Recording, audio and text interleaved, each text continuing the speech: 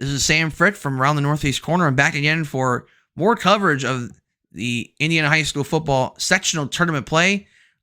Just want to remind you that at Around the Northeast Corner, I cover 30 schools across Northeast Indiana and parts of Elkhart County. That includes the ACAC, the NECC, and the Northeast State. We jump over to Class 3A. We go over to Sectional 28, where we feature some NEC schools in this sectional: Norwell, Jay County, Bellmont, and Heritage. I'll just take this out of the way real quickly. Bishop Luers will beat Norwell. No offense to Norwell, but this is not their year. I'm not going to even bother talking about this one because Bishop Luers, I know they're banged up, but they are better than Norwell. Jay County and Bellmont. Bellmont is rebuilding. Long way to go for the Braves. I will say this. If there's one thing Bellmont can take away from this season, it seems like they have found somebody that they can build on for the future at Bellmont, which we weren't sure going into the season after losing their top defensive playmaker from last season by the name of Dylan Velez. It seems like they finally found somebody there by the name of Grady Baker. Yeah, Grady Baker for the Bellmont Braves. They also have another guy by the name of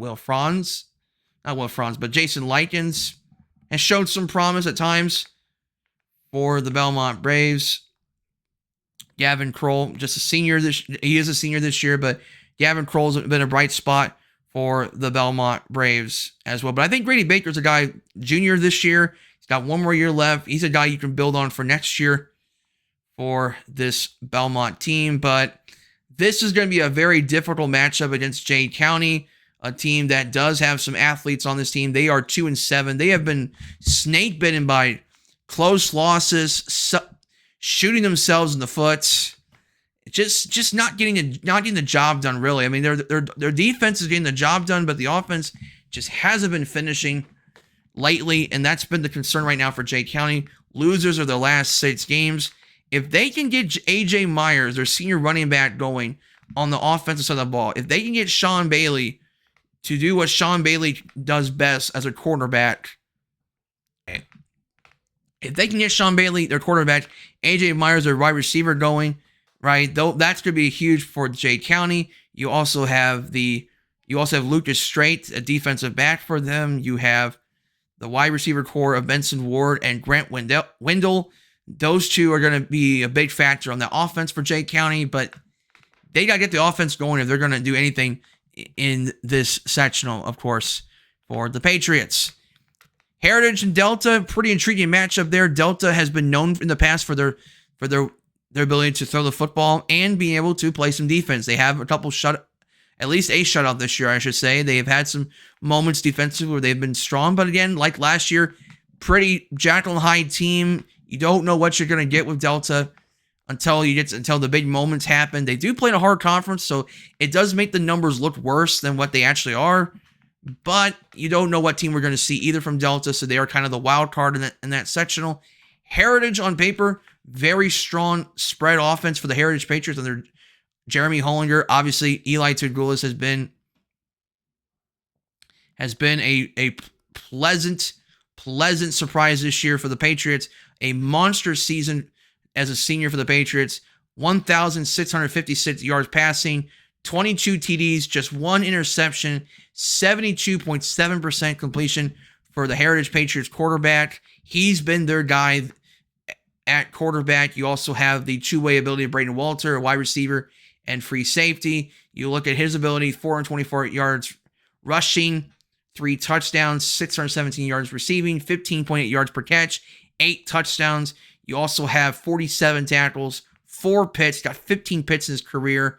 So that two-way ability for Braden Walter is huge, especially when you're playing against some high-level competition. Charlie Riddle, their two-way big boy lineman, one of the best offensive linemen in all of the area. He also has 5 sacks on the season in his senior year for the Heritage Patriots, one of the top offensive linemen in the state. Lucas Weber, another a breakout season for him as a junior.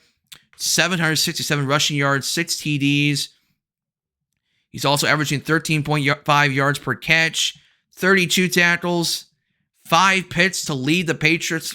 He has been a pleasant surprise as a strong safety and defensive back on defense, running back on the offense side of the ball. Nasir Martin, 7 rushing TDs. Mason Abbott's been solid in middle linebacker.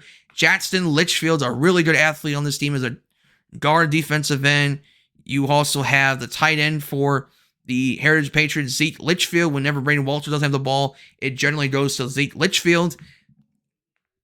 They got a lot of playmakers. Let's just make that very clear. So if there's any team that's going to give Bishop Lures trouble in this sectional, this is Heritage. And I understand Heritage hasn't been tested against SEC competition. They haven't really faced SEC competition at all.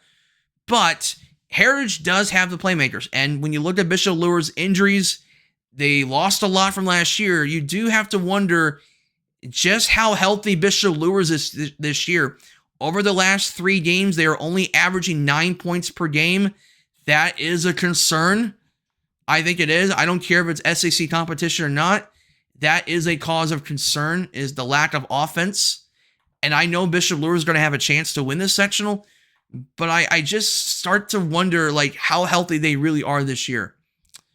If Heritage can get to that sectional championship game, I think Heritage has a chance to win their first sectional championship since the year 2012. They've only won 3 sectionals in their entire history in football. So this is something that they definitely want. They're definitely hungry for a sectional championship. And then Oak Hill, Mississinewa is another intriguing matchup right here. We have seen what Mississinewa has done in the past.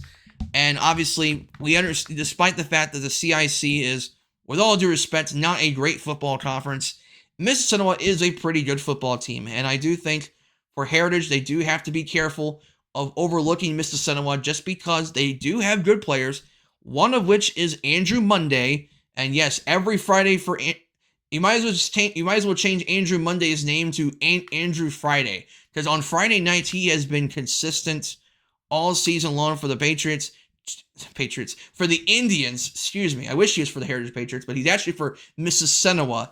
Monday, 16 catches for 281 yards, 17.6 yards per catch, 5 touchdowns for Mr. Monday, 2 sacks, 2 picks, 32 tackles, 5 TFLs. He does just about everything but the kitchen sink for the Ole Miss Indians. They have another Monday. His name is Elijah Monday. And again, he should be called Friday Night Gamer, because that's pretty much what he is. He's not Monday Night Gamer. He's a Friday Night Gamer. 1,030 yards rushing, 20 touchdowns for Elijah Monday. So, again, if your last name is Monday, it is fun day on Friday nights for Ole Miss. And so, Oak Hill's going to have their hands full in this matchup. And, I mean, Ole Miss completely embarrassed Oak Hill in week 3, 35-0. They have had, they've only had 3 games this year where they have given up a touchdown, or points, I should say. I mean, the most they given up is 22, and that was last week against Madison Grant. Madison Grant's 8-1. So, Ole Miss is a really good CIC team. Are they a really good 3A team? Are they a really good 3A team? I'm not sure. Just because the competition for Mississinewa is very questionable this year. But nevertheless, Ole Miss is certainly going to be a threat because they have the athletes at Ole Miss to make plays. Keep in mind that last year they were in Class 4A, so you know Ole Miss definitely is capable of winning a sectional championship. They do have Caden Faust with 3 sacks, Colin Quaderer with 4 picks as a junior strong safety and wide receiver. Kellen Rock, he is the rock of that offense with 8 touchdown passes. Again, Andrew Monday is the go-to target at wide receiver. Elijah Monday, the go-to guy in the backfield. Again, they got athletes, and that's the one thing that Mississinewa is good at. They have athletes. They can run, they can throw, they can make plays. The defense is pretty strong for their CIC competition. And honest to truth, they can lay down the body. Like, they got 14 sacks on the season, 12 interceptions. Ole Miss is capable of making a run, at least to win a sectional championship, although I do wonder how they're going to match up with Heritage and Bishop Lures. I'm not going to even bother talking about Oak Hill just because it's very clear to me the CIC competition is pretty bad. I mean, let's just be honest. Like, Eastbrook's not what they once were a couple years ago, at least. Eastbrook's not that great this year. Alexandria, not that great. I guess Madison Grant would be the one team that's been good in that conference other than Ole Miss. But CIC competition is pretty lackluster. And even the non-conference competition for Ole Miss hasn't been good. Norwell's down. Marion's not good. So I'm not really sure where I see Ole Miss in the sectional. I do like them to get past Oak Hill. I think they're an intriguing matchup against Heritage. I think this would be a fun matchup between the Heritage Patriots and the Ole Miss Indians. I still like Heritage to win that game, but I think Ole Miss would certainly be an upgrade over Delta, in my opinion. And then you have the matchup with Bishop Luers. I expect Bishop Luers to play for a sectional championship, regardless of the injury status of Bishop Luers. And obviously, Luers is going to have a chance to win this sectional just because it is Bishop Luers. You just cannot underestimate their capabilities on offense. Obviously, you have Drew Patterson at quarterback for the Bishop Luers Knights. He has been pretty solid when he's been able to take care of the football. Obviously, they've had some injury issues of late, especially with the injury of D-Ho. D-Ho has not played the last couple games, so that's a little bit concerning there from that front. When you look at the backfield for Bishop Luers, they're going to be relying on number 23 for them. That's Daria Williams with 10 touchdowns, almost 1,000 yards rushing on the season. For Williams, you look at wide receiver, the one guy to watch for is Davion Surrey, excuse me. He's been their go-to guy at wide receiver and at corner as well. Surrey's one of the top corners in this area with an interception, some tackles as well. He's been one of the top shutdown corners in this area. Again, D-Ho is a really good player when he's healthy. Also been banged up. We'll just say that. So I should clarify that. Hogue has been playing, but it's been limited of late for Bishop Luers. But they have had injury issues at Bishop Luers up front in the skills positions. They're not scoring points right now, so that is a little bit concerning from that standpoint. They also lost to Southside, which it goes either both ways. Either Southside is much better than we expected, or Bishop Luers has some serious issues with their offense. And I'm not really entirely sure what to think of Bishop Luers. Remember, they did almost beat Bishop Dwayner. They only lost 8-0 to Dwayner, although they made a lot of mistakes in that game. So it does make you wonder just how good Bishop Luers' offense really is. But I just don't know exactly what Bishop Luers' team we're going to see this week, or this sectional, I should say, just because of the injuries. I do think they'll beat Norwell. I think they'll beat Jay County.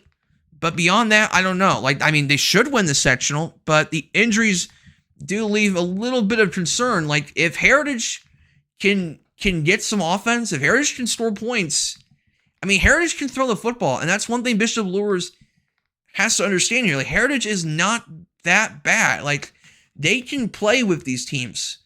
Mississinawa has some athletes. They can play as well. So, Bishop Luers is not a shoo-in to win this sectional by any means.